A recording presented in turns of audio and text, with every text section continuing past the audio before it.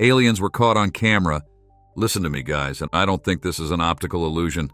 Literally minutes ago, the Pentagon released shocking footage of UFO tailing Joe Biden. I've made my initial remarks, but we need to find out the truth. So, let's begin, shall we? On taking a first look at the detailed footage from the Pentagon, everyone was filled with feelings of excitement and anxiety. Near President Joe Biden's Air Force One, a metallic craft was seen during a fundraising event in Los Angeles. It was a spear of color, either white or silver. After the arrival of this mysterious thing, many doubts formed among the citizens. For decades, the U.S. government has refused to admit the presence of any kind of alien activity on the planet and beyond.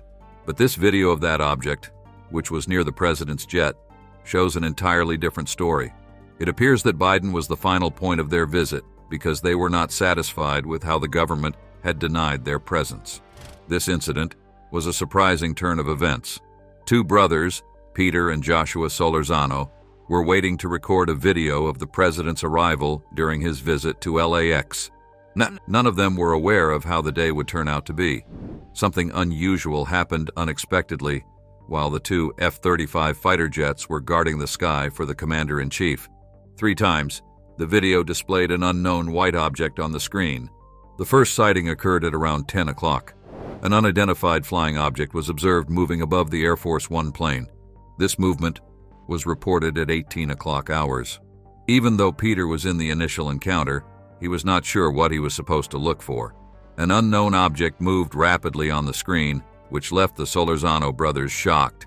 Just when they thought that this odd display was over, this unidentified entity showed up again.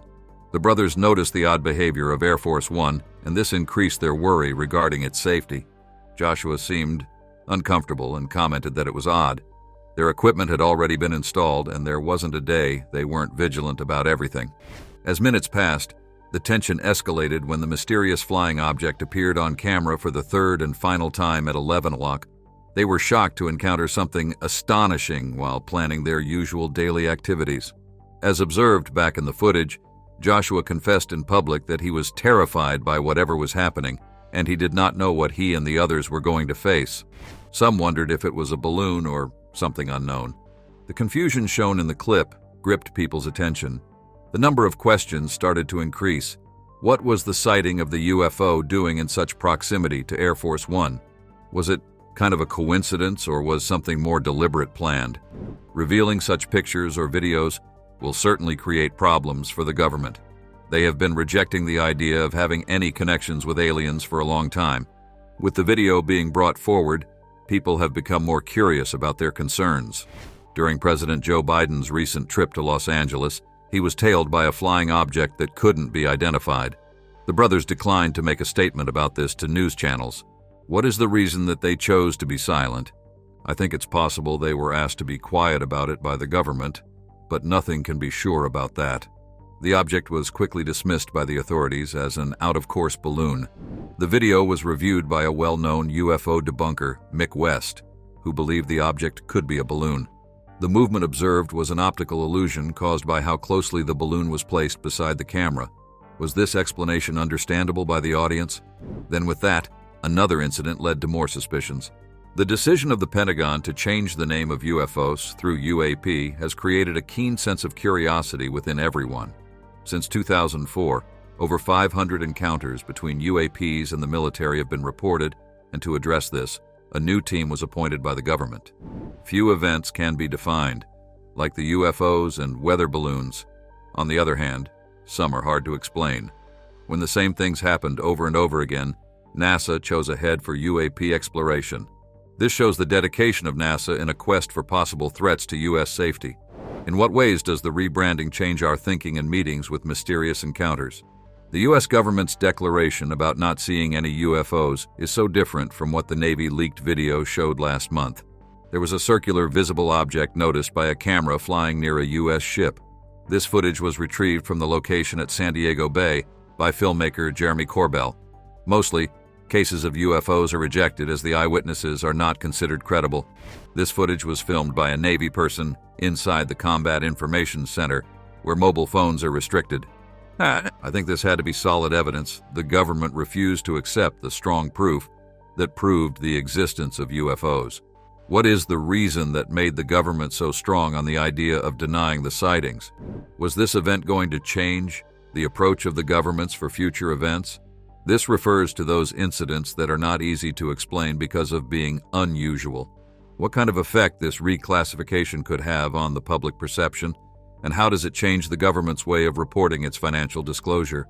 I'm kind of confused with how NASA reacted to the position of the UFO. It made matters more complex. Even though the released evidence was enticing, NASA remained skeptical. But they did say they would look into this matter, which is a plus point. This can be known by the appointment of a UAP director. How will the discovery of unidentified flying objects by NASA affect public thought processes, and what does it suggest for the future? Until now, the UFO sightings were considered bogus and not widely paid attention to. But recently, they have started to be evaluated meticulously. The Air Force One footage has raised significant stakes and demands urgent investigations. Another incident raised more curiosity. A circular object was seen by the USS Omaha over the water.